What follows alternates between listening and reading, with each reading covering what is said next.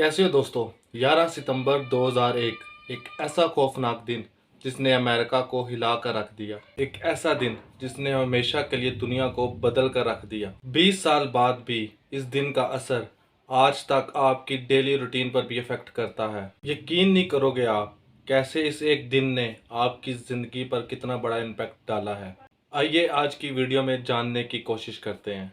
Citizens, our way of life, our very freedom came under attack in a series of deliberate and deadly terrorist acts. Of the Pentagon.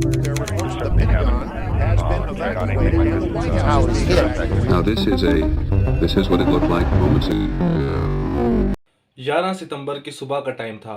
American airline 1122 travel करती है Boston international airport से। इस flight की destination है Los Angeles. करीब 92 लोग जिसमें सवार हैं, इसमें से 11 क्रू मेंबर्स हैं और 81 पैसेंजर्स।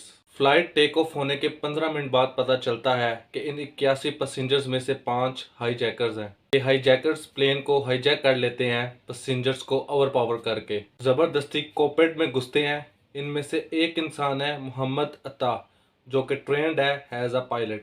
बाय नेशनलिटी ये एक इजिप्शियन है और 33 साल का है। ये पायलट और को पायलट से कंट्रोल छीनता है और सीधा न्यूयॉर्क वर्ल्ड ट्रेड सेंटर की तरफ ले जाता है। वर्ल्ड ट्रेड सेंटर दोस्तों उस टाइम बड़ी एक मोनूमेंटल एक हिस्टोरिक बिल्डिंग थी अमेरिका में, और एक टाइम पर ये दुनिया की सबसे ऊंची बिल्डिंग हुआ करती थी। ये न्यूयॉर्क की शान थी। ये प्लेन वर्ल्ड ट्रेड सेंटर का जो सा नॉर्थ टावर है उसमें ले जाकर क्रैश कर दिया जाता है हाईजैकर्स की तरफ से। What is that?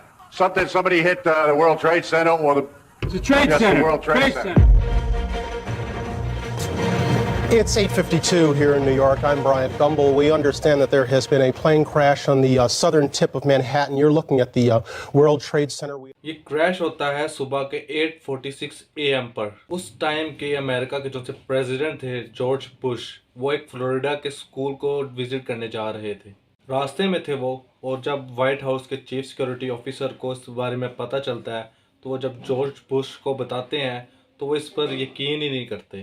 कहते हैं ये तो अनबिलीवेबल है, ऐसा तो कोई कर भी नहीं सकता। वो कहते हैं श्योरली उस पायलट को कोई हार्ट अटैक आया होगा तभी इस बिल्डिंग में वो क्रैश कर गया। Small twin-engine prop plane crashed into one of the towers at the World Trade Center in New York City.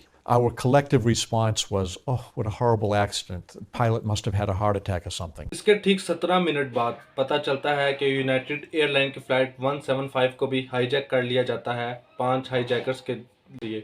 एक बार फिर से हाईजैकर्स पायलट को ओवरपावर कर देते हैं और प्लेन का कंट्रोल छीन लेते हैं। क्योंकि सिर्फ 17 मिनट बाद पहले क्रैश के ये एक बार फिर से वर्ल्ड ट्रेड सेंटर की तरफ इशारा करते हैं और साउथ टावर में प्लेन ले जाकर क्रैश कर देते हैं। दूसरा क्रैश दूसरे टावर में।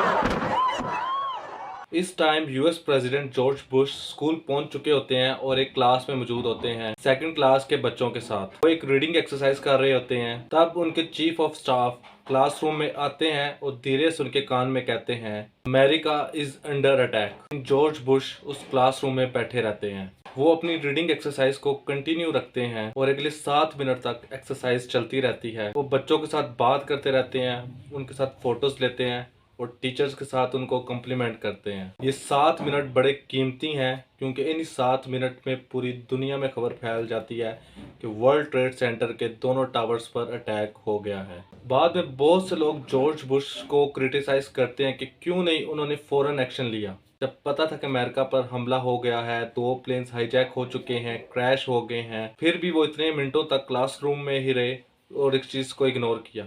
दूसरे प्लेन के क्रैश होने के बाद दोस्तों खबर आती है कि 2 और प्लेन्स हाईजैक हो चुके हैं। एक है अमेरिकन एयरलाइंस फ्लाइट 77 जो वाशिंगटन के एयरपोर्ट से टेक ऑफ करी थी, लॉस एंजलिस जा रही थी ये फ्लाइट, और इस प्लेन में भी 5 हाईजैकर्स होते हैं। दूसरी फ्लाइट है यूनाइटेड एयरलाइंस की फ्लाइट 93 न्यू जर्सी से कैलिफोर्निया जाने वाली फ्लाइट। इसमें 4 हाईजैकर्स होते हैं। ये दोनों फ्लाइट्स को टर्न कर दिया जाता है, रीरूट कर दिया जाता है वाशिंगटन की तरफ। वाशिंगटन दोस्तों कैपिटल है यूनाइटेड स्टेट्स ऑफ अमेरिका की। वाशिंगटन डीसी से थोड़ी सी ही बाहर मौजूद है दोस्तों यूएस के डिफेंस हेडक्वार्टर्स की बिल्डिंग। इसे नाम दिया जाता है दोस्तों द पेंटागन। पेंटागन भी दोस्तों अपने आप में एक बड़ी आइकॉनिक बिल्डिंग है। फ्लाइट 77 को हाईजैकर्स इसी तरफ मोड़ देते हैं। फ्लाइट 77 को क्रैश कर देते हैं इस पेंटागन बिल्डिंग में।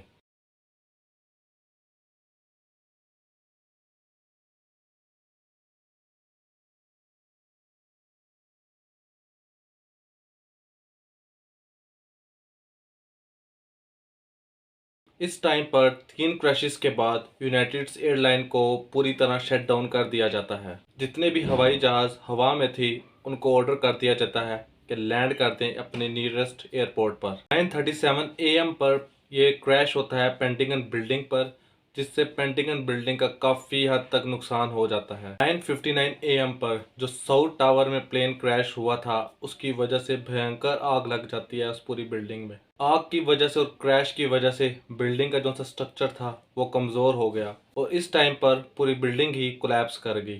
साउथ टावर नीचे गिर गया। And this is the collapse. We're showing you, this is the collapse, ladies and gentlemen, on videotape. The collapse that just happened. Unbelievable. इसी बीच चौथे हाईजैक प्लेन्स का डर सबको सताने लगा। यूनाइटेड एयरलाइंस की फ्लाइट 93 जो कि चौथा प्लेन था हाईजैक होने वाला, लोगों को डर लगने लग गया कि कहां पर हाईजैकर्स ये इस प्लेन को क्रैश करवाएंगे। ये सस्पेक्ट किया जाने लगा कि ये प्लेन क्रैश करवाएंगे कि व्हाइट हाउस में या फिर यूएस के कैपिटल में। अब व्हाइट हाउस बहुत ही इंपॉर्टेंट जगह है यूनाइटेड स्टेट्स की। ये यूएस के प्रेसिडेंट का रेजिडेंट है। यूनाइटेड स्टेट्स की कैपिटल बिल्डिंग भी बड़ी इंपॉर्टेंट है क्योंकि वहां पर फेडरल लेजिस्लेटिव मेंबर्स होते हैं। तो ये सस्पेक्ट किया गया था कि चौथे प्लेन का टारगेट या तो व्हाइट हाउस होगा या कैपिटल हिल की बिल्डिंग होगी। दूसरी तरफ इस हवाई जहाज में जो से लोग मौजूद थे, प्लेन हाईजैक हुआ तो इनमें से कुछ लोगों ने अपने फोन्स को टर्न ऑन कर लिया था। इन्हें फोन कॉल्स आने लगी अपने फैमिली मेंबर्स की, जिन्होंने उनको बताया कि एक्चुअली में अमेरिका में क्या हो रहा है। 3 प्लेन क्रैश हो चुके हैं, वर्ल्ड ट्रेड सेंटर पर भी हमला हो चुका है। जल्द ही इस प्लेन में बैठे पैसेंजर्स ने रियलाइज कर लिया कि यहाँ पर हो क्या रहा है। इनका प्लेन भी हाईजैक हो चुका है और बाकी प्लेन्स को जिस तरह क्रैश करवाया गया तो इनका प्लेन भी किसी टाइम भी क्रैश करवा दिया जा सकता है। इनके सामने ज्यादा कोई ऑप्शंस नहीं थे।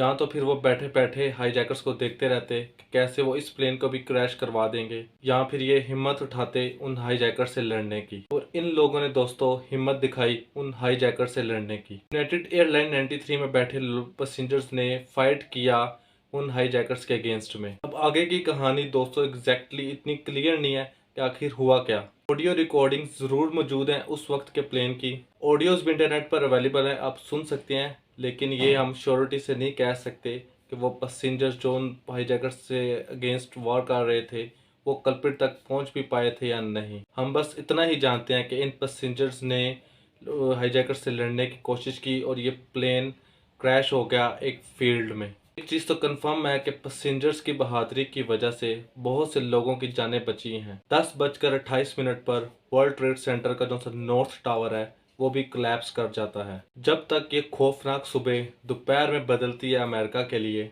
पता चलता है कि 3000 से भी ज़्यादा लोग मारे जा चुके हैं और 6000 से भी ज़्यादा लोग इंजर्ड हैं। इस अटैक के पीछे सस्पेक्ट किया जाता है कि उसामा बिन लादेन और टेररिस्ट ग्रुप अल-कायदा इन्वॉल्व है। लेकिन इस 9/11 अटैक के कुछ ही दिनों बाद उसामा बिन लादेन स्टेटमेंट देता है कि मैं इसमें रिस्पॉन्सिबल नहीं हूँ। वो डिनाई कर देता है कि वो रिस्पॉन्सिबल है। लेकिन 2004 में जब यूएस की इलेक्शंस होती हैं, इस इंसिडेंट से तकरीबन 3 साल बाद एक पब्लिक रिकॉर्डिंग स्ट्रीम की जाती है उसामा बिन लादेन की तरफ से, जिसमें वो सारी एक्नॉलेजमेंट लेता है इस हमले की। उसामा इन हमलों की जस्टिफिकेशन देता है कि इस हमले को करवाने के पीछे अल-कायदा के बहुत से मोटिवेशंस थे। यूएस जो मिडिल ईस्ट में इंटरफेयर करने लग रहा था, इसराइल को सपोर्ट करने लग रहा था, लेबनान में जो हो रहा था मुस्लिम्स के अगेंस्ट उसको सपोर्ट करने लग रहा था, इराक पर जो सेक्शंस डिक्लेयर कर रहा था यूएस उसके अगेंस्ट, सऊदी अरेबिया के साथ जो कोलैबोरेशन कर रहा था यूएस उसके साथ। ऐसे कई रीजंस उसामा की तरफ से लिस्ट डाउन किए जाते हैं जो कि कहता था कि हमने इस वजह से अमेरिका पे हमला किया। हम बेसिकली अमेरिका को सबक सिखाना चाहते थे इन चीज़ों की वजह से। और उसके बाद फाइनली उसामा बिन लादेन को मार दिया जाता है मई 2011 में। सबसे ज़्यादा ज़रूरी यहाँ पर यह जानना है कि एक आम आदमी की ज़िंदगी पर क्या असर पड़ा इन हमलों की वजह से। तो यहाँ पर मैं सिर्फ अमेरिका के एक आम आदमी के बारे में बात नहीं कर रहा, मैं बल्कि पूरी दुनिया के आम आदमियों के बारे में बात कर रहा हूँ। आप सोच नहीं सकते कि किस किस लेवल तक इम्पैक्ट पड़ा है इन हमलों की वजह से। इस 9/11 अटैक के 6 हफ्तों बाद एक पेट्रियटिक एक्ट पास किया गया जल्दी पार्लियामेंट कांग्रेस की तरफ से।